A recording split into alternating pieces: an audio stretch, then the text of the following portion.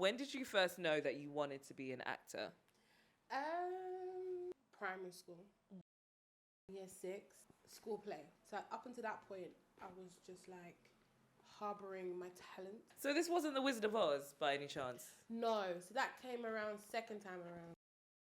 So I was like, okay, cool. I'm gonna really go for it and give it my all so I can get the lead role because I think I can do it. So when I gave my performance, my teacher was like, "Oh my God, where have you been hiding this talent?" So I was like, "Oh my God, I knew it." And then she was giving out all the roles, and I didn't get any of the good ones. I didn't even get the rubbish gassing ones. you. I was like, "Oh my God, did I read the room wrong? Like, what happened?"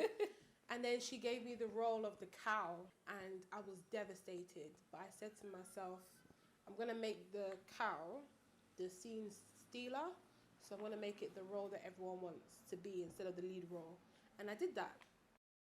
So that's when I knew that I can actually be an actor. Like, I have the ability to get the kind of positive response from people. And so when I went into secondary school, I did the same thing again where I just kept my abilities and talent to myself. I didn't really put it out there. There was a play that the school was doing, which was The Wizard of Oz, and I was like, okay, I'm gonna go for it. And I was sure I was gonna get the role of Dorothy. I didn't, nor did I get any of the Scarecrow and the Lion or whatever else. And she gave me the role of the guard. So I had that same mentality of, okay, no problem. I'm gonna make this the role. It's like the cow all over again. It's the cow all over, which is why cows are like my favorite animal. So I did the same thing again and got the same response from people. Oh my God, you were amazing. And people telling my parents that I should pursue acting, that I could do it in real life. And I was like, okay. So, yeah, and then 2 years later, you know, it was happening. Amazing. Yeah. So, and you went to Identity Drama School as well, didn't you, with like the likes of John Boyega, Letitia, right? I think ZZ Mills went to Identity as well. I think so, yeah. Because I had a friend that went there as well, and I'm sure he told me that ZZ used to go too. So, did you enjoy Identity? So my mindset going to Identity, I had moved from London to Kent, and I wasn't happy about that move whatsoever. So my friend at the time had told me about Identity. She was like, you should go. You know, you're a really good actor. You should go. And I was like, oh, look, this is going to keep me in London. An excuse to stay in London. Any excuse to stay in London, I'm going to go. But then I realised that it was a lot more going on, and I found myself at the right place at the right time. So then it became more than what I originally went there for, which was just to hang out and do what I enjoyed doing. And because they had just started the agency at that time, so I had got on, and then that's what launched my career. Wow. When I was doing my research, it looked like that your first acting debut was The Bill. No. It wasn't? No. What was your acting debut? It was Gone Too Far at the Royal Court Theatre. Okay. Oh, so you started off on the stage? Yes, before the screen. Okay. Yeah. On stage before the screen, yeah. No, The Bill came when I was in uni. Okay, so you did a lot of acting before you even left school, basically. Yeah. So when I did Gone Too Far, I was in college. Okay. And then, but when I did The Bill, I was in uni by that time. I feel like The Bill is like a rite of passage for like all British actors. Like whenever you look up anybody that is from England, they're on The Bill at one point. It's I remember so that funny. Even when I got on that, so yeah, so I always wanted to be on there, and I really wanted to like act alongside Amel Amin. But by the time I got on there, he'd left. Oh, okay, yeah, because he had a portion on The Bill, didn't he? Yeah, he was on there for a while. He was like, you know, the golden boy, like, oh my God. Oh, okay. You know? I actually thought he just had a few episodes. I didn't know he had like a big part. No, he was on there for a while. He was like, yeah, he was on there. He was like a household name at that time. Oh, good for him. I just remember thinking, wow, I just really want to act alongside him. Yeah. But then it turned out that I got to do it, but on Fallout, another film. Yeah. I actually watched Fallout the other day. I swear on my life, I watched it. I was like, you know what? Because I was like, let me see if this is still on Channel 4. And I was like, oh my God, it's on YouTube. Let me just throw it on. And I only went to like watch like 20 minutes. But I was like, this is actually really interesting. It was such a throwback. It reminded me of the days where it was like, you know, kidulthood. Like you just thought like that was the majority of films that when you if you wanted to see Black British talent, it would be films like that. Yeah. So it just took me back, and I was like, oh my God. I really enjoyed Fallout, and it was just like, I think you're a really good actress. While I was watching you act, I was like, I really enjoy watching Bunmi act because you can tell that she's really getting into the character? Like, would you say you're a method actor? No. Oh, really? Because that's what the vibe I got, that you'd really put yourself in that mindset, in that role. Yeah. No, I'm quite unserious. So like, my process is I don't take a very serious approach, because once I do that, I overanalyze things. Okay. So I have a very good memory, borderline photogenic memory. So like, if I see the script or read it once or twice, I'll know it. So then I just trust myself that when I'm performing with my co-star, that what they're giving me, I will react with the line. So that's really cool. From Fallout, you went into EastEnders, which is obviously the role that most people recognize you for.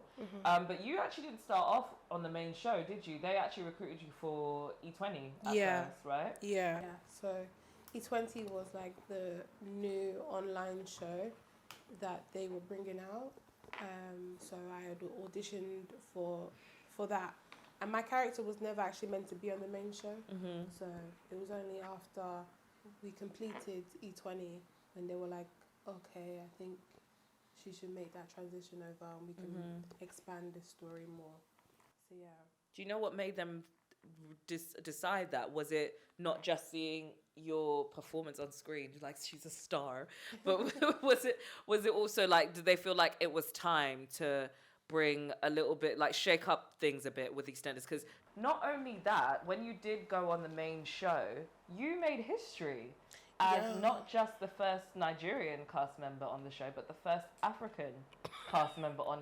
That is insane. That is wild, and it's like something to be proud of, but then also something to be like side eye.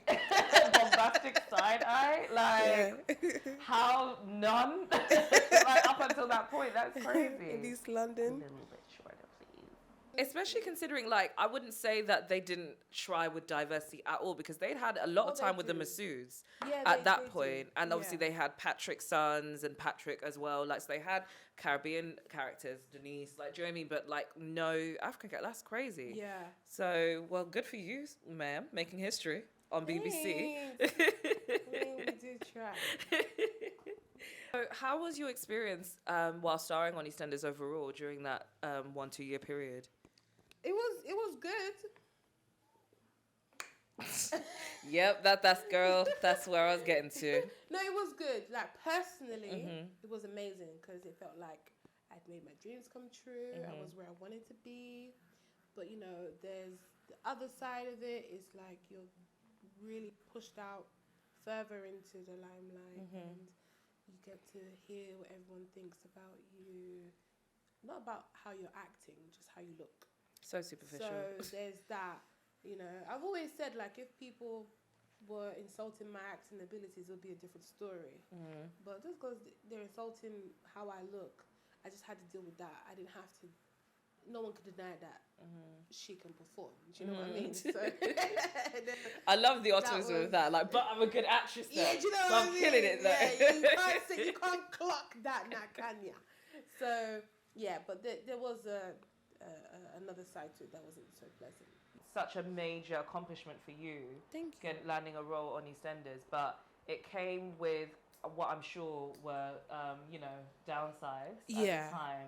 Yeah. So, you know, you were experiencing quite a lot of negative, I don't even want to say, I guess cyberbullying and abuse, really, if we're going to really be accurate with what went down. Yeah. And honestly, from when because I don't even really remember it at the time, because I don't think I was really on Twitter. I think maybe I was on Twitter a year after that.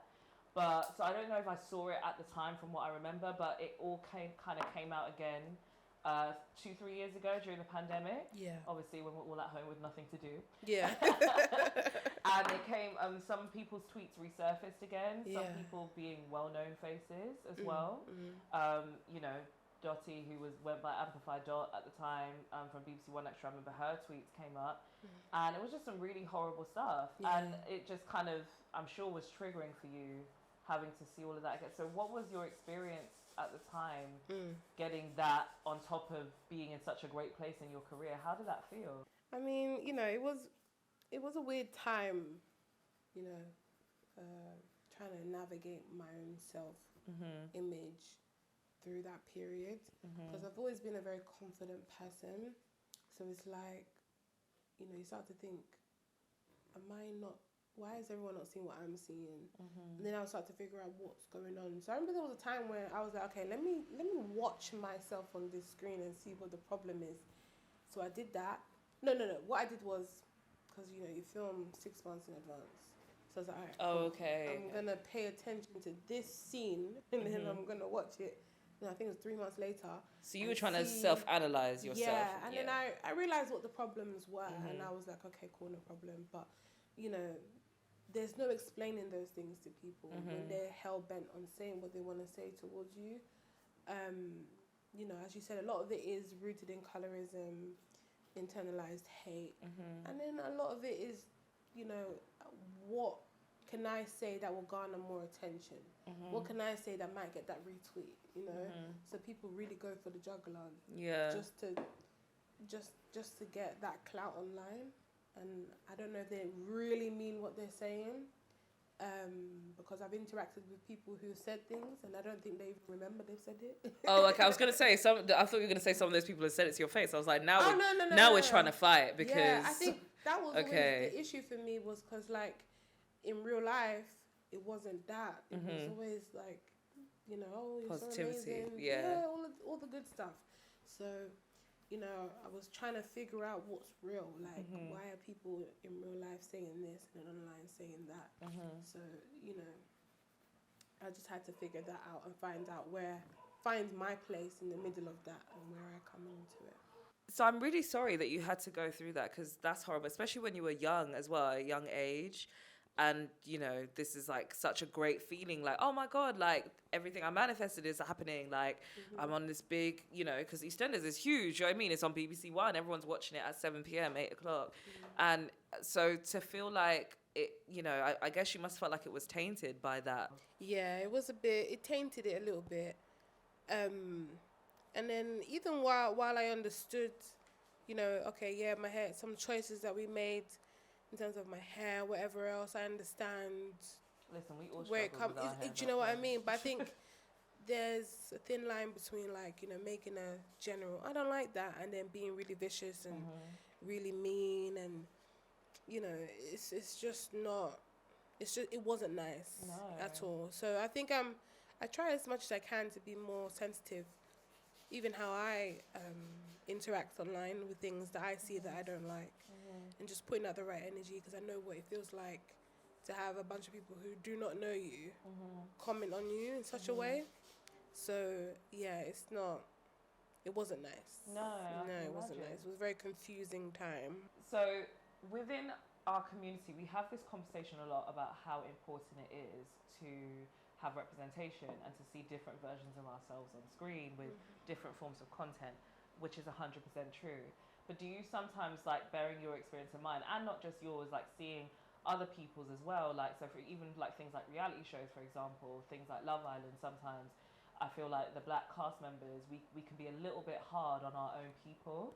So do you feel like sometimes, while it's great that we are, you know, pushing that conversation along, do you sometimes think that we can be our own worst enemy when we actually get the representation in how we treat each other?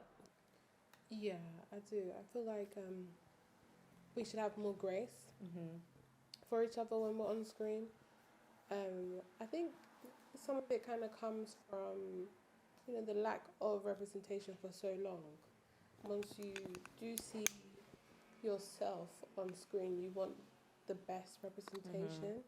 And this idea of, like, this like a perfect picture. Yeah, it's a bit too much pressure that no one is able to attain even in real life. So I think there should be more grace for in terms of the audience, for especially on reality shows, for the black contestants on these shows, because it's just unnecessary most of the time. Yeah. Even if you feel like, oh, maybe the girl's wig is not nice or her makeup is not, there's nothing to comment on. Everyone has a bad day. This is the thing. Else, you know, it's never that deep. I 100% agree. I always like to have a balance, because obviously I don't also want us to be like lying and saying that we love everybody black just for the sake of it. You can absolutely give your honest opinion. Yeah. But I also think there should always be a balance, like a fine line. Like, don't go too in, because like you spoke about wigs and stuff. I remember people were like going in on Leanne for a period when she was on Love Island. And I was like, oh my God, relax. Like, do you know what I mean? Like, why is her wig such a big topic of conversation anyway? It's not really that serious. Like, calm down. Because I could have the same conversation when I see the oil with the tracks. Exactly, like, yeah. I just think we can be a bit, or like when Kaz was wearing her bonnet, like things like that. I just think we can harp on to the smallest thing and make it seem like it's such a huge, like, why is she? And I'm like, it's really not that, like, calm down. Let's give each other a break kind of thing. Yeah, we do need to give it. But I think the more that we appear on screen, I think it will become normal. And it will all calm down. That's my hope. Yeah. Agreed. So a lot of young black British actors tend to focus on going to America to progress their acting career. Yeah. But you took a little bit of a different path. You actually went straight into production pretty much from a young age. What made you think, like, did you ever think about doing that, go to the US and, you know, doing films and like progressing into Hollywood? Yeah. And did that change? Or like, what was the reason that you chose a little bit of a different path? So in all honesty, I did go to LA, but then I had like a bad experience with an agent. Okay. So what happened? Oh girl, this is the first time I ever spoke about it. She's a witch. Oh. A horrible lady. But that's when I started, I think at that point in my life is when I started to learn about the other side of the business, where you will encounter people who do not necessarily have your best interest at heart. And so I was going through that, and you know, I was still acting and still performing. So, but my dream started to come a lot closer. Like I said, I thought when I was in my late 30s to 40s, when I have some kids, I will start doing my business. But that dream was a lot closer than I thought it was. So tell me about BAM Productions. Okay.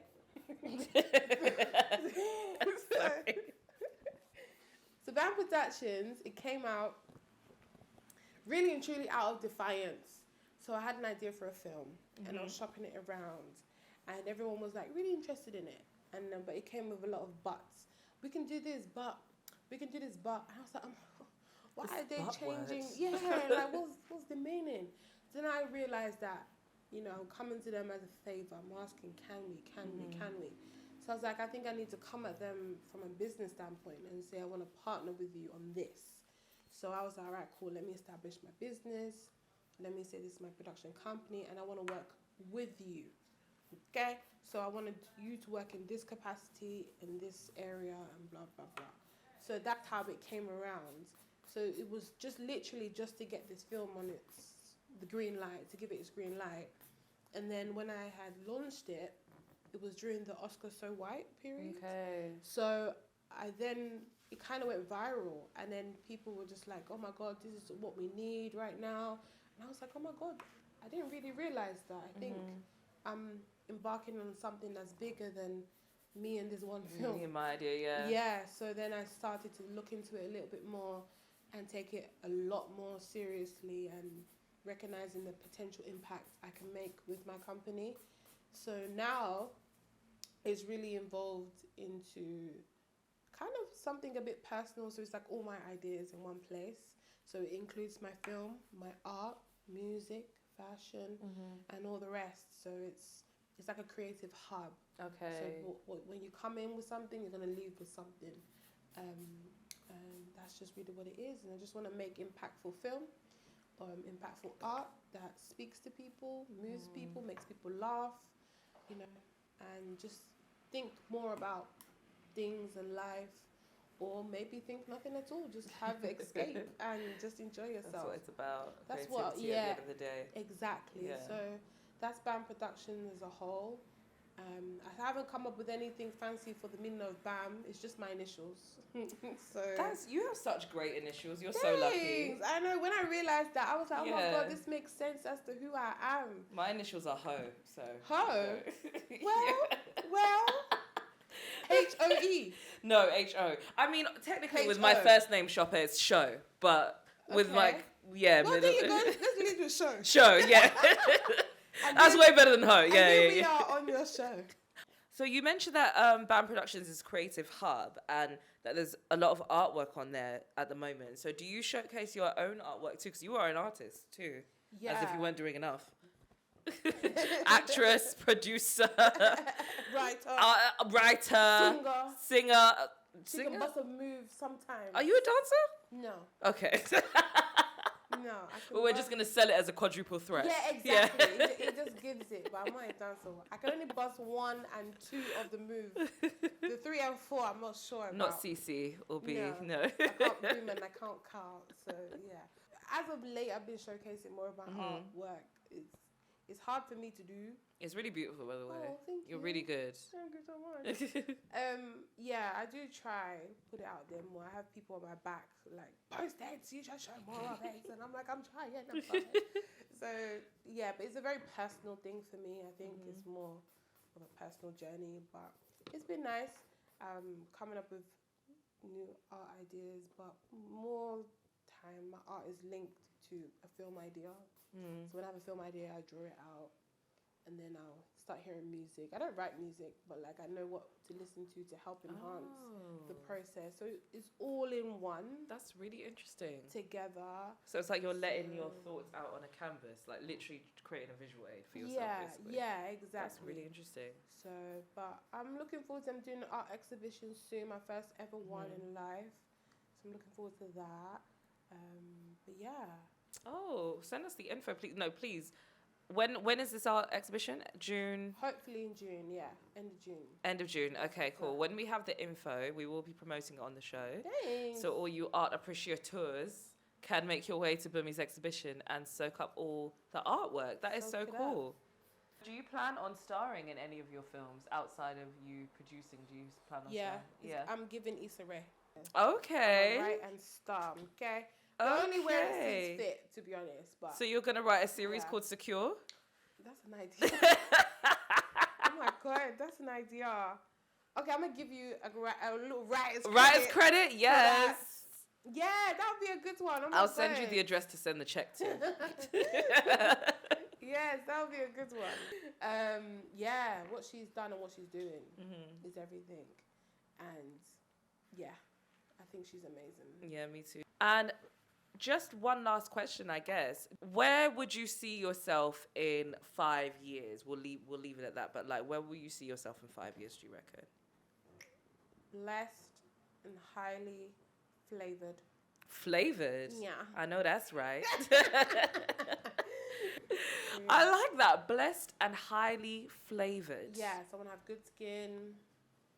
So that means my melanin will be looking like a snack. You know, you mean more like a snack? More, yes. So I mean, so we're gonna upgrade to a banquet meal. So yeah, I mean, everything hopefully will be working out the way I want it to, and yeah, let's pray on it. Amen. Oh, but thank you so much, Bunmi, for joining us. I really appreciate it. Thank you for okay. stepping into the salon. My first guest in the salon. I'm so excited.